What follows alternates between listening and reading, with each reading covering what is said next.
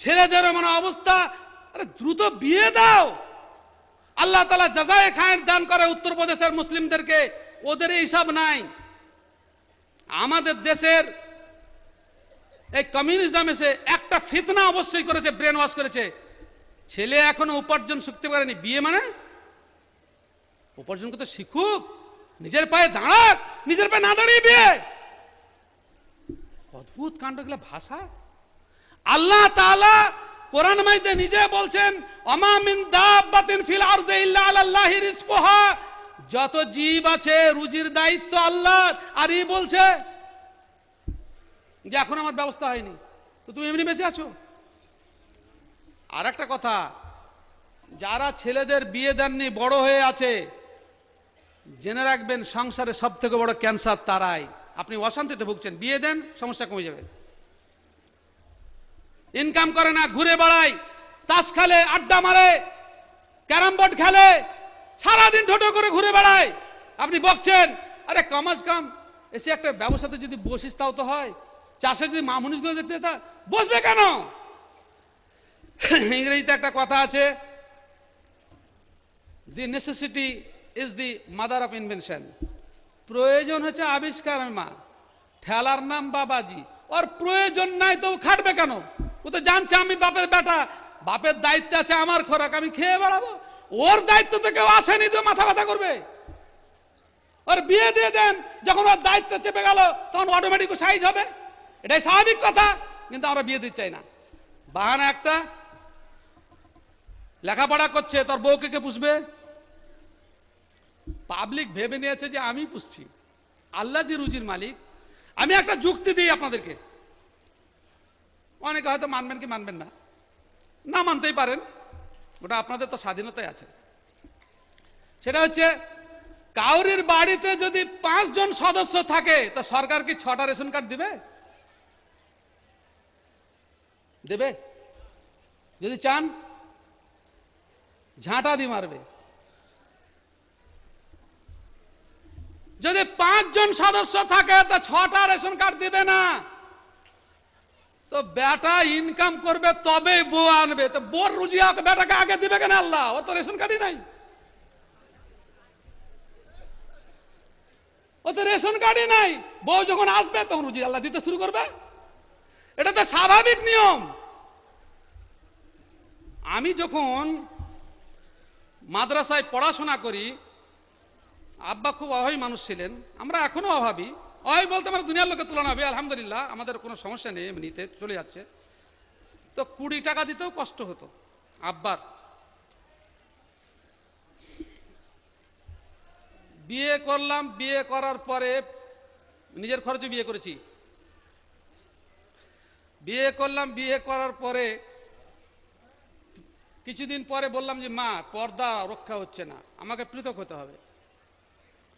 তো আমার মা তো, আমাদের তো পৃথক সংসার আজকালকার যৌথ ফ্যামিলি মেনে নিতে চায় না। হ্যাঁ বেটা ভিন্ন হবে, এত বড় মানুষ করলাম, এটা অন্যায় আবদার, বাপের এটা অন্যায় আবদার। আরে দাম্পত্য জীবনটা একটু সুখের হতে দাও, ওকে নির্জনে থাকতে দাও।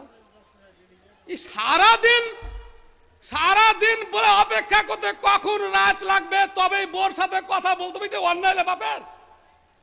আলাদা যদি বাড়ি না থাকে, কখন রাত লাগবে তবেই গল্প করতে পাবে, এই বাপের জুলুম না এটা? আলাদা বাড়ি হলে আমি রাত দিন যখন খুশি আমি আমার স্ত্রীর সাথে গল্প করতে পারি। তা না করে ও আলাদা বাড়ি করতেই দিচ্ছে না, বলছে এখন নে থাক। বোর সাথে কখন গল্প করবে? যখন রাতে সব শুবে তখন। কত বড় অন্যায় জুলুম কতভাবে চলছে। আর আপনি আল্লাহ রাসূলের সুন্নাত দেখেন, জিহাদের ময়দানে বিয়ে হয়েছে তো সাহাবায়ে কেরাম তাড়াতাড়ি তাবু খাটিয়ে বলছে যান ঘরে যান, আর এরা বলছে রাত লাগুক। কি অন্যায় কথা! শরীয়ত মানে ইসলাম এমন একটা মানবিক জীবন ব্যবস্থা, যে জিনিসটাকে আমরা একদম মানে কষ্টকর জীবনে পরিণত করে দিয়েছি। এখানে অন্যায় কাজ হচ্ছে।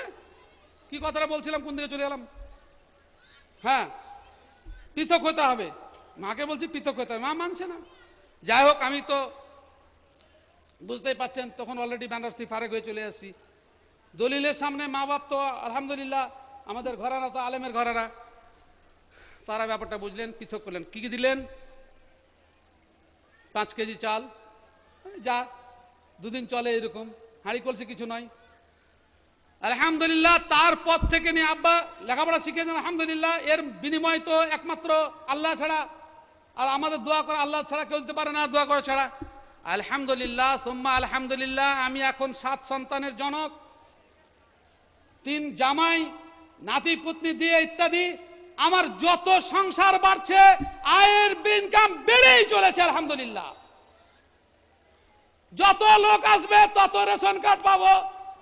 কেউ খাবে 100 গ্রাম, কেউ খাবে 150 গ্রাম, আমি পাচ্ছি 500 গ্রাম। আমার তো এক্সেস হচ্ছেই, এটাই স্বাভাবিক নিয়ম।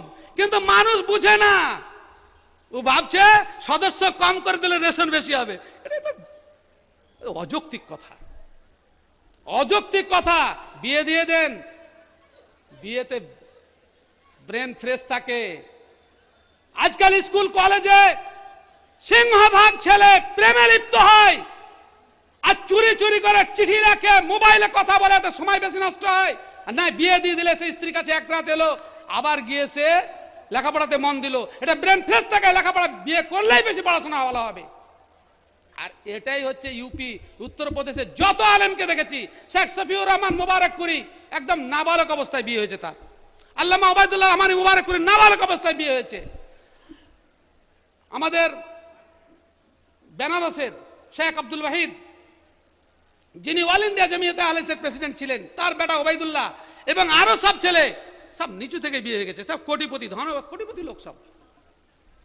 আর আমাদের এখানে বিয়ে করলেই বলে পড়া শেষ হয়ে যাবে। আমার বাপ বিয়ে করেছেন তখন সবে মাত্র 4th কি 5ম ক্লাসে পড়ছেন। আমার নানা পুষবো বলে বিয়ে দিয়েছিলেন, পুষেননি। শেষকালে এক গরিব ফকিরের বাড়িতে এসে রেখেছিলেন, জ্বালানির জন্য গোবর কুড়াতেন। আমিও জীবনের অর্ধেক অংশ প্রচুর গোবর কুড়িয়েছি। বর্ষার দিনে গড়ে সব বেরিয়েছে, সব স্মৃতি মনে আছে। মাদ্রাসা থেকে এসে গোবর কুড়িয়েছেন, তারপরে গোসল করে হযরত আজান দিয়েছেন। আমরা সুন্দর এত সুস্থ, কোন দিক থেকে কমা আছি? মানুষ ভাবছে বিয়ে দিলে ইনকাম করবে না ছেলে, সংসারে অনটন চলে আসবে, লেখাপড়া হবে না। এমন লেখাপড়া শিখে লাভ কি, যে লেখাপড়া তার ইমানকে ধ্বংস করলো, আকীদাকে ধ্বংস করলো, পাপের জগতে বিচরণ করতে শিখালো। এমন লেখাপড়ার মুখে ছাই কি ডিগ্রি আল্লাহ তাআলার কাছে কোনো কাজে আসবে না। যে লেখাপড়া তার চরিত্রকে রক্ষা করতে পারলো না, যে লেখাপড়া তাকে প্রকৃত মানসিকতা শিখাতে হলো না, যে লেখাপড়া পরের ববিটির দিকে নজর করতে শিখালো, যে লেখাপড়া পরের হারাম টাকার দিকে নজর দৌড়ালো, এই লেখাপড়ার কোনো দাম নেই। অমানুষ কষাই তৈরি হচ্ছে এগুলো।